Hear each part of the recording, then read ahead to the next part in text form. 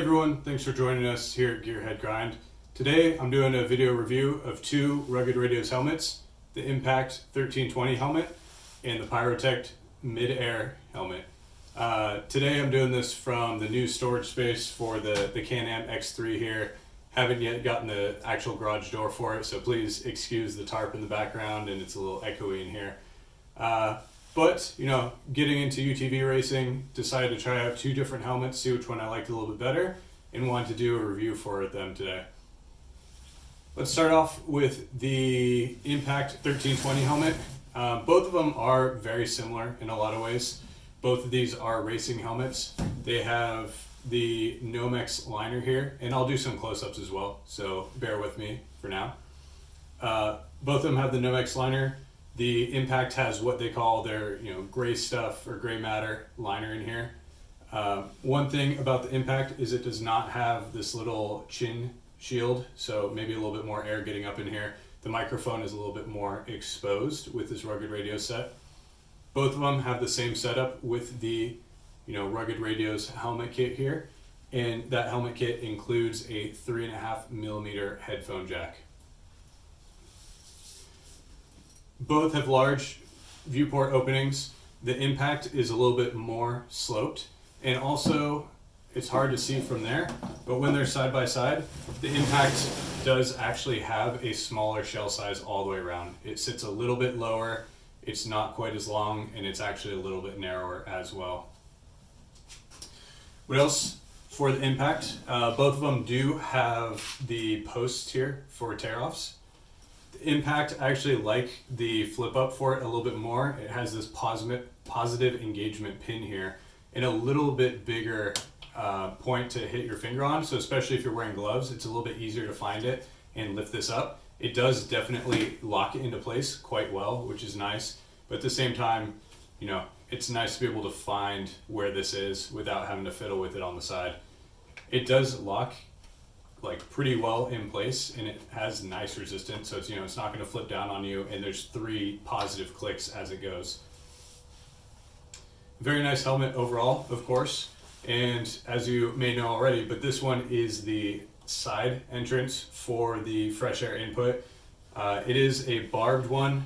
They're both actually barbed inputs with the same size, of course, universal ones that you can use with the Rugged Radio's fresh air kits. And because they're both race helmets, both of them have the same Nomex chin strap, and of course they're all fire retardant. Overall, definitely a great helmet. One thing I noticed with the Impact is I feel like the cheek pads aren't quite as restrictive, and the fits between them are just a little bit different because of how they're designed. I'll go into that a little bit more when I go into this Pyrotect Midair review. So one thing about it, the finishes are actually a little bit different. It may be hard to tell from there, but the Impact one is a little bit more black and a little less flat. It has like a semi-gloss finish to it, whereas the Pyrotect is a true flat black, which makes it almost look a little bit gray, like a dark gray. The Pyrotect has a little bit more airflow through it here, and because it's the Midair design, this port comes up from the side, but as you can see, it doesn't stick up higher than the top of the helmet. So for somebody like me, I'm 6'4", that's a great advantage to having a side or a midair input instead of the Mohawk style. With the Mohawk style, I will definitely hit that on the top of a cage or anything.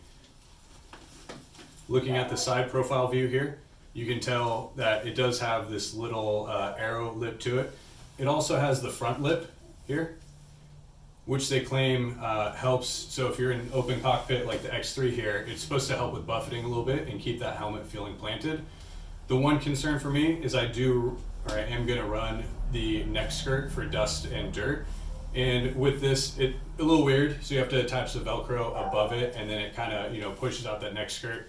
Not a big deal by any means, but because the Impact is a little bit more rounded and flat at the bottom, the Velcro for that skirt attaches a little bit better there. One thing I do like about the Pyrotect helmet is the posts here for the tear-offs. I just like the design a little bit better. They seem to turn and work a little bit better here. They have this positive engagement, so as you're turning it, it clocks, which both of them do have. They have a kind of camber motion to them, so that way you can really lock those tear-offs in place.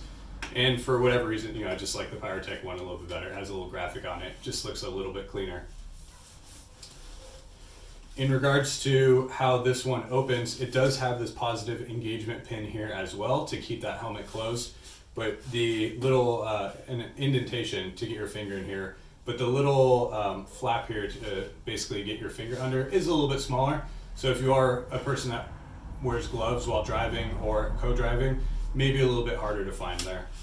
But it does open a little bit easier too. It doesn't have those positive engagement locks as it goes, so it's just a smooth open and close. So either one may be your preference. Maybe you're the type of person who likes to, lock your helmet just a little bit open here in the front. And if that's the case, this Impact does have a kind of lock engagement right there. Whereas the Pyrotect, may move around a little bit because there's no engagement lock. The one nice thing with the Midair helmet as well is it circulates the air better over your head for more cooling capacity, whereas this side inlet one puts the air in right where the mic is here. Hopefully it's not picking up too much sound, but that can happen depending on how high you have your airflow. But with this Pyrotect helmet, I'll do a close-up, but basically there's kind of a fin action in the liner here that may be one reason why the shell's a bit bigger in order to allow for this airflow. But basically all around the side here and on the crown of the helmet inside, it's finned so that way even when it's on your head tight, the airflow will still come down around your head if you have a proper size fitting helmet. And like I mentioned earlier, at least for myself in my face size, the Pyrotect chin pads seem to be a little bit more obtrusive there. So especially, this upcoming race, I will actually be a co-driver. So it's nicer to have a little bit more space there if I'm doing more talking and more movement, and a little bit more flexibility, less constriction on the jaw. But especially if you like a helmet that's not going to be moving around on your head at all, the Pyrotect may be a better choice depending on your head size, of course. Both of them do have the insert for a neck restraint. I'm going to be running a next gen neck restraint and it works very well with that.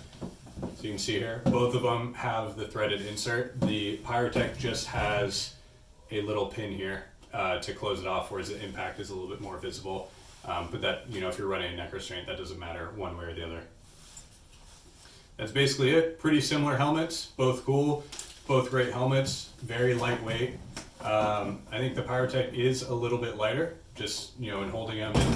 I don't have the official data in front of me, but it definitely feels lighter. And then also, I mentioned this earlier, but the Pyrotect does have this little chin strap here, which is kind of nice if you're running comms because the microphone, the little boom for it sits up in here and it kind of tucks away from anything damaging it or a little bit of dust and debris. That's it. Two great helmets. If anything, you can get them, see which one fits better on your head and go from there. That's probably what I'm going to do, and that's why I'm still on the fence, but I do like how this one is just a little bit shorter and how it sits on my head, especially because I have pretty limited headroom. Hopefully that helped you. Also, I know Rugged Radios right now, this may change, but they're having a sale on the Pyrotect. So they're actually pretty similar price points. I think the Rugged is like just over $504 or something like that. And the Pyrotect is $590 somewhere. So pretty similar, less than $100 difference between them. So, pick your preference, pick the one that fits you and where you want that airflow to hook up and try them out. Thanks for checking out the video. Hopefully that helps you in some way and come back for more reviews. Thanks.